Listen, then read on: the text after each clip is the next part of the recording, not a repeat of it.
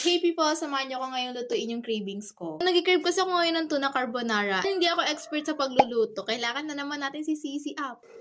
Ayoko. Luluto ako. Hi Sisi, can you help me to cook a tuna carbonara? What is the ingredients? Meron na tayong ingredients binigay ni Sisi up. So, ito na lang yung gagayahin natin. Nilagay pa siya kung paano lutuin, guys. Grabe talaga si Sisi up. Sabi ni Sisi up, una daw magpapakulo muna tayo ng pasta.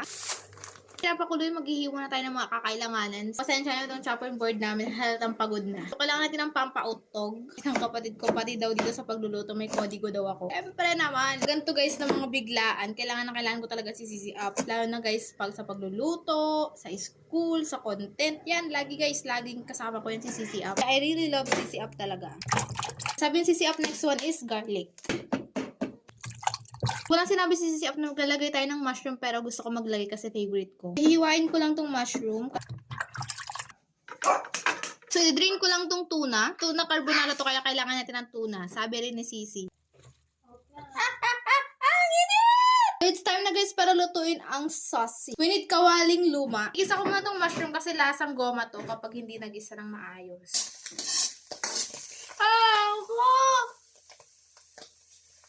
Sakit. Ayoko na! Magkagisa na tayo ng sibuyas and bawang.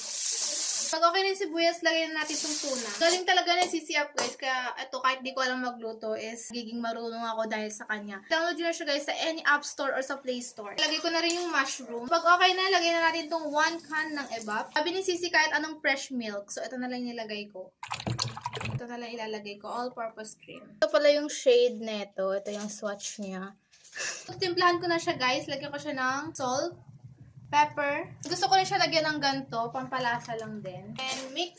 Tapos tikman kung okay na ba yung lasa. Tapos dagdagan na lang kung kulang. Diba? Natuto ko kay Sisi up. Okay na to. The first bite. Sarap. Pero lang guys. Bye bye.